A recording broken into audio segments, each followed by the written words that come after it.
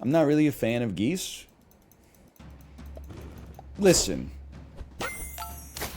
they're actually starting, I think they approved the goose cull in Vancouver, which means that when it's formally ratified by city council in 71 years after 15 filibusters at every single meeting for the course of one average human lifespan, it might actually be on site with the geese. I'm not going to participate in the cull, but that's mostly just because I got like other stuff to do and I'm not that interested. But I want to be clear. I'm only anti-goose because their poop is toxic and makes the water, it's one of the many reasons that the beaches here occasionally have unswimmable days. And also, like, you gotta constantly be watching out for the goose poop while you're like walking around or riding your bike.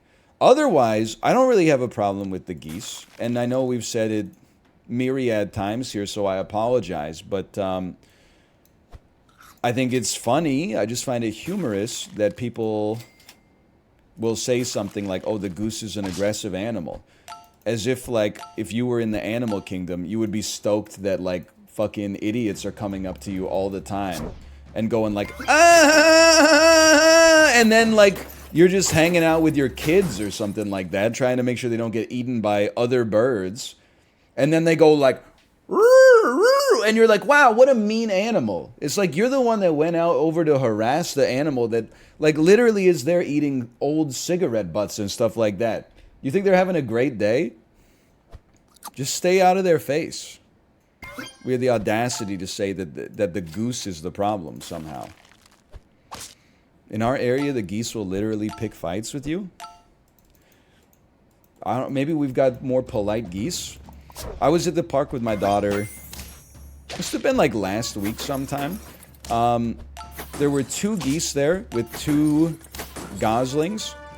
And they were just chilling in the playground. So I brought my daughter over. We were probably like 10 feet away. And I was like, don't get closer. Because, you know, hey, they're just minding their own business. You know, we should like live in harmony with the animals.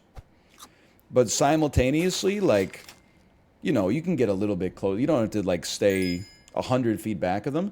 And I swear to you, I didn't know that this was like the pecking order in goose in Birdland.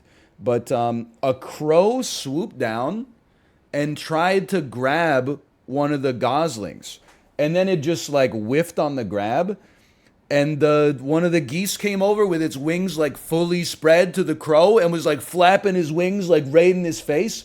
And the crow wasn't even sweating it. The crow like jumped 2 steps away and then was like looking back like, is he watching? Is he watching? And the goose was just standing there like flapping his wings at him. Crows are kind of crazy. You'll be parts of Vancouver, you'll just be like walking and then a shell will fall out of the sky like inches away from your head. And what was it? Oh, it was a crow was like eating a clam above you and then just said like, fuck it, I'm done with this. Like Viggo Mortensen in Green Book and yeets the shell like out of his mouth.